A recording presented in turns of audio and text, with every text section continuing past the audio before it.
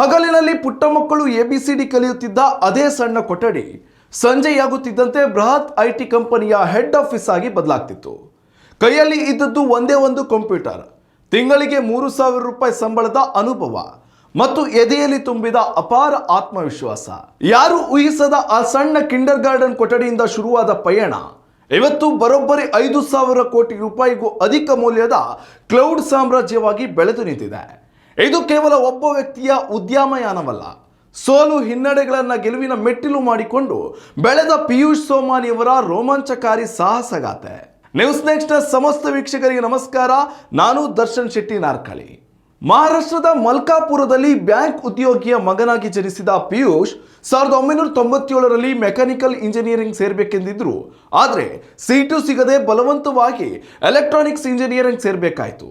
ಮನಸ್ಸಿಲ್ಲದೆ ಓದಿ ಮೊದಲ ವರ್ಷವೇ ಫೇಲ್ ಕೂಡ ಆದರು. ಆದರೆ ಈ ಸೋಲು ಅವರ ಜೀವನದ ದಿಕ್ಕನ್ನೇ ಬದಲಿಸಿತು. ತಂದೆಯ ಪ್ರೋತ್ಸಾಹದಿಂದ ಪಡೆದ ಕೇವಲ 15 ದಿನಗಳ ಕಂಪ್ಯೂಟರ್ ಕೋರ್ಸ್ ಪಿಯೂಷ್ ಅವರ ಕಣ್ಣು ತೆರೆಸಿತು.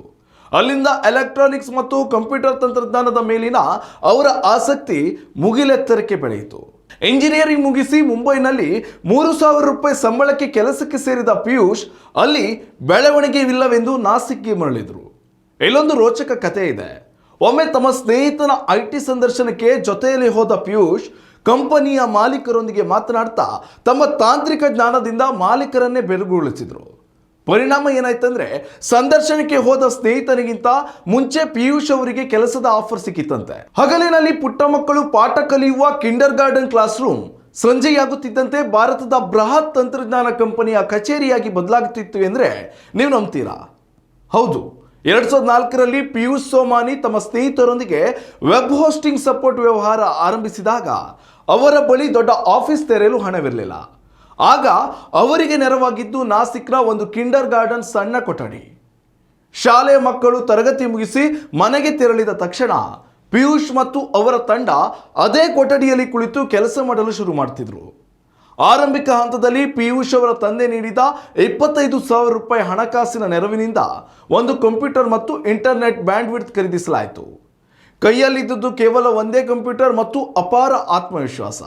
ಅದೇ ಸಮಯದಲ್ಲಿ ಅಮೆರಿಕದ ಗ್ರಾಹಕರಿಂದ ಬಂದ ಮೊದಲ ದೊಡ್ಡ ಪಾವತಿ ಈ ಸಣ್ಣ ತಂಡಕ್ಕೆ ಅಸಾಧ್ಯವಾದ ಆತ್ಮವಿಶ್ವಾಸ ಮತ್ತು ದೊಡ್ಡ ಕನಸು ಕಾಣುವ ಧೈರ್ಯ ನೀಡಿತು.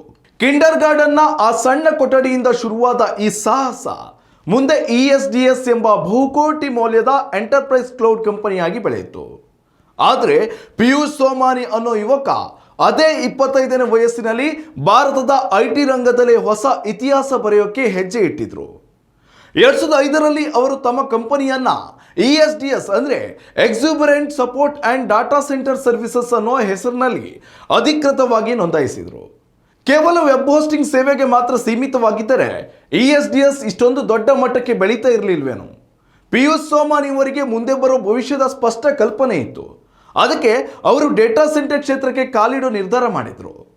2008ರಲ್ಲಿ ನಾಸಿಕ್ನ ಸತಪುರ ಕೈಗಾರಿಕಾ ಪ್ರದೇಶದಲ್ಲಿ ಸುಮಾರು 1 ಎಕರೆ ಜಾಗ ಖರೀದಿಸಿ ಅತ್ಯಾಧುನಿಕ ಡೇಟಾ ಸೆಂಟರ್ ನಿರ್ಮಾಣಕ್ಕೆ ಚಾಲನೆಯನ್ನು ನೀಡಿದರು.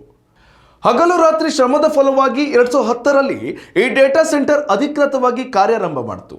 ಯಾವಾಗ ಈ ಡೇಟಾ ಸೆಂಟರ್ ಓಪನ್ ಆಯಿತೋ ಅಲ್ಲಿಂದ ESDS ಕಂಪನಿಯ ಬೆಳವಣಿಗೆಯ ವೇಗ ರಾಕೆಟ್ನಂತೆ ಮುನ್ನೋಗಕ್ಕೆ ಶುರುವಾಯಿತು. ಪಿಯೂಷ್ ಸೋಮಾನಿ ಕಂಪನಿಯ ಬೆಳವಣಿಗೆ ಹೇಗಿತ್ತು ಅಂದರೆ, ಇವತ್ತು ಬರೋಬ್ಬರಿ 5,000 ಕೋಟಿ ರೂಪಾಯಿಗೂ ಅಧಿಕ ಮೌಲ್ಯದ ಕ್ಲೌಡ್ ಸಾಮ್ರಾಜ್ಯವಾಗಿ ಬೆಳೆದು ನಿಂತಿದೆ.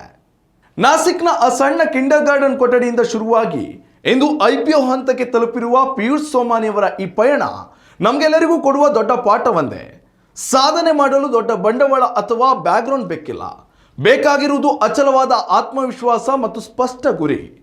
ಇಂಜಿನಿಯರಿಂಗ್ ಫೇಲ್ ಆದಾಗ ಧೃತಿಗೆಡದೆ ಕೇವಲ 15 ದಿನಗಳ ಕೋರ್ಸ್ನಿಂದ ತಮ್ಮ ವೃತ್ತಿ ಜೀವನವನ್ನೇ ಬದಲಿಸಿಕೊಂಡ ಪಿಯೂಷ್ ಅವರ ಈ ಕತೆ ಕನಸು ಕಾಣುವ ಪ್ರತಿಯೊಬ್ಬ ಯುವಕನಿಗೂ ದೊಡ್ಡ ಸ್ಫೂರ್ತಿ. ಈ ರೋಚಕ ಸಕ್ಸಸ್ ಸ್ಟೋರಿ ನಿಮ್ಗೇನಿಸ್ತು? ನಿಮ್ಮ ಅನಿಸಿಕೆಯನ್ನು ಕಮೆಂಟ್ ಮಾಡಿ ತಿಳಿಸಿ.